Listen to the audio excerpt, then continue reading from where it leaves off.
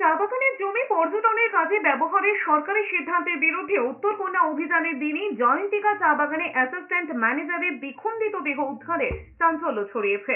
বৃহস্পতিবার চা শ্রমিকরা প্রথমে শিলিগুড়ির জলপাই মোড়ে জড়ো হয়ে তারপর সেখান থেকে একটি বিশাল মিছিল আয়োজন করা হয়। বিক্ষোভ মিছিলকে আটকাতে প্রশাসনের পক্ষ থেকে কড়া নিরাপত্তা ব্যবস্থা করা হয়েছিল। আন্দোলনকারীদের উত্তরকন্যা যাওয়ার আগে তিনবাত্তি মোড়ে আটকে দেওয়া হয়। তারপর এক প্রতিনিধি দল গিয়ে উত্তরকন্যায় স্মারকলিপি প্রদান করে শ্রমিকদের সমস্যা তুলে ধরে। এদিকে ফাঁসি দেওয়া জয়ন্তিকা চা বাগানের অ্যাসিস্ট্যান্ট ম্যানেজারের নাম নীলাঞ্জন ভদ্র, বয়স 48। তিনি আলিপুরদুয়ারের হ্যামিল্টনগঞ্জের বাসিন্দা। দীর্ঘদিন ধরেই তিনি চা বাগানে কাজ করছিলেন। তাকে চা গাছ প্রুনিং করার কাতারে দিয়ে তাকে কোপানো হয়েছে বলে অভিযোগ উঠেছে। দেহ উদ্ধারের খবরে ভিড় জমে এলাকায়। খবর পেয়ে ঘটনাস্থলে পৌঁছয় পুলিশ। দেহ উদ্ধার করে ময়না তদন্তে পাঠানো হয়েছে। তদন্ত শুরু করেছে পুলিশ।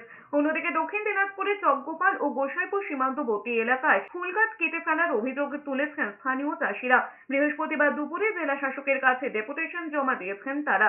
চাষিদের অভিযোগ, বিএসএফ বিনা কারণে তাদের ফুল গাছ কেটে দিচ্ছে, ফলে তারা আর্থিকভাবে ক্ষতিগ্রস্ত হচ্ছেন। জেলা শাসকদের দপ্তর থেকে বিষয়টি খতিয়ে দেখার আশ্বাস দেওয়া হয়েছে।